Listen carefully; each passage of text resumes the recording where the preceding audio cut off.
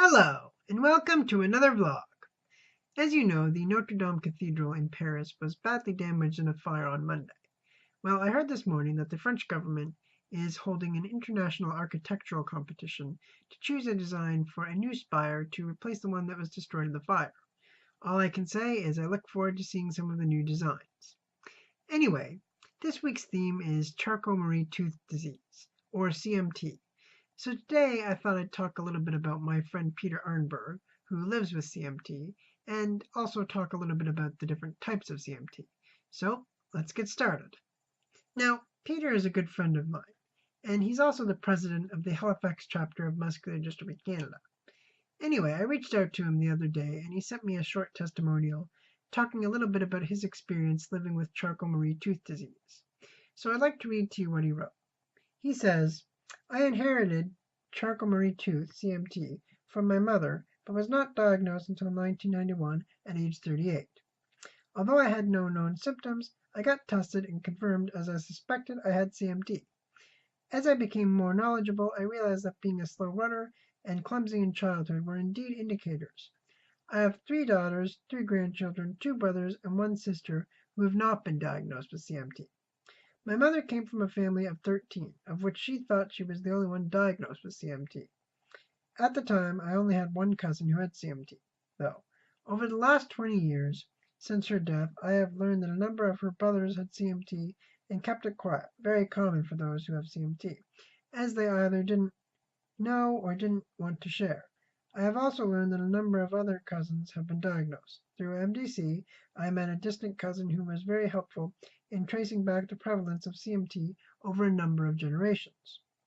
Now 66 years young, I am lucky that CMT has had minimal impact on me and my family. I maintain a healthy diet and exercise vigorously 5 to 6 days a week, which I feel has helped slow down the progress of CMT. The only medication I take for CMT is a pain medication I take for my feet, with the only other concession I have made to CMT being leg braces for the last 3 years, thanks to drop foot.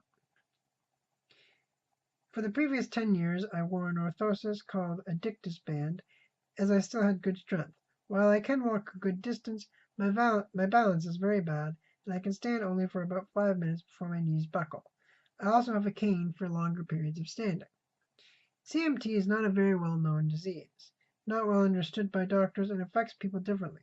Because of this, people either don't know they have it or they don't like to share it. In addition to healthy eating and a good exercise program for those that can, I highly recommend doing lots of research and reaching out through social media to others that have it. Although it does create lots of challenges, you can manage it.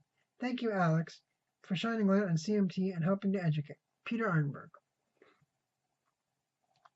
So, as you heard, CMT is a very complex disorder which affects many people in many different ways. So now I'd like to switch gears and talk a little bit about the different types of Charcot-Marie-Tooth disease. Now there's 5 types of CMT in particular that I'd like to talk about. These are CMT1, CMT2, severe early onset CMT, CMT4, and CMTX. And I'm going to talk about each one briefly. So the first type is CMT1, which is the most common type of CMT. And it causes muscle weakness and atrophy, as well as a loss of sensation in the extremities. That's the arms, legs, hands, and feet.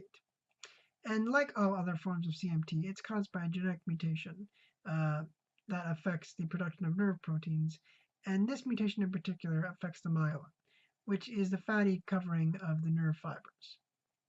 The next type is CMT2, which is another common type of CMT.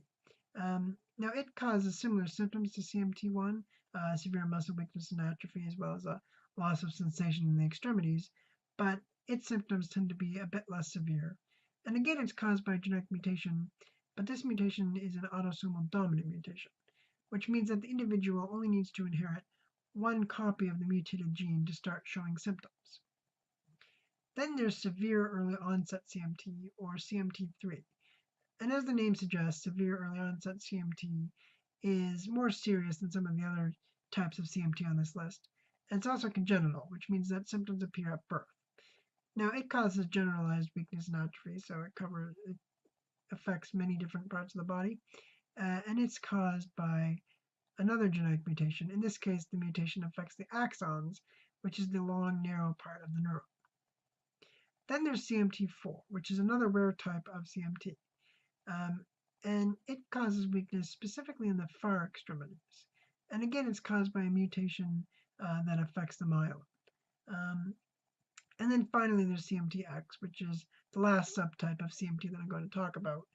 And that causes very similar symptoms to CMT1 and 2, this muscle weakness and atrophy and loss of sensation.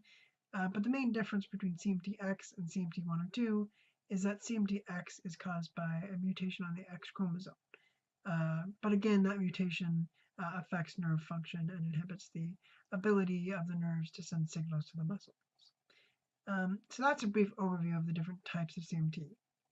On Thursday, I'm going to be releasing a video in which I talk a little bit about what CMT is, what its symptoms are, and how it's treated. So be sure to like, comment, and subscribe if you want to see that video. And also be sure to follow Squeak Wheel Productions on Facebook, Twitter, and Instagram. And as always, if you enjoyed today's vlog and you want to see more videos like this one, then please support me on Patreon. Anyway, thanks for watching and see you on Thursday.